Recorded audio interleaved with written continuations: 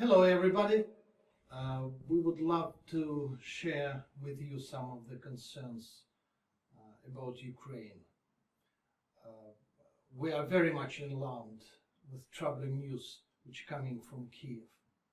The rights of Russian-speaking community in Ukraine are further infringed. What I mean? The adoption in the first reading on the 4th of October, the Ukrainian Parliament of the draft law on state language, which provides for total Ukrainization in the country.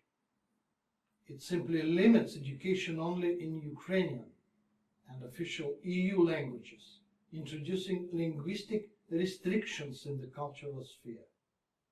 According to this draft law, to receive medical and social services in Ukraine, a person must speak Ukrainian, if the legislation, of course, is adopted.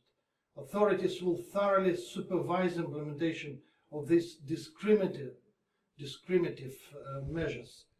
And I would say there would be a special institution, a supervisor of the legislation adopted to have a special inspections on the implementation of this law and to introduce very restrictive measures, including imprisonment and further.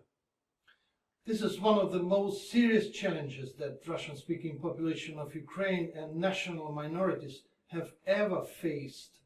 Implementation of the law will seriously affect prospects for national reconciliation in Kiev.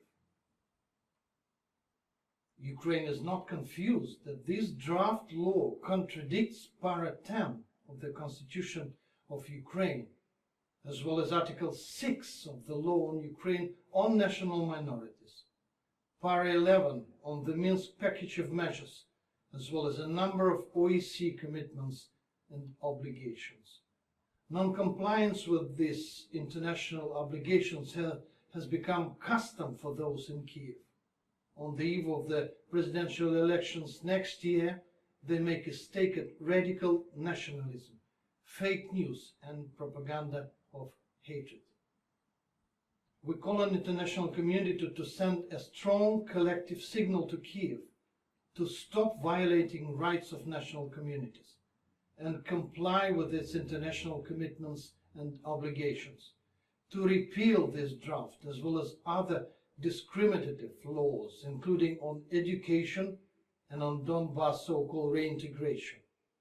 It will contribute to the settlement of internal Ukrainian conflict, which presupposes the direct dialogue between Kiev, Donetsk and Lugansk. Thank you.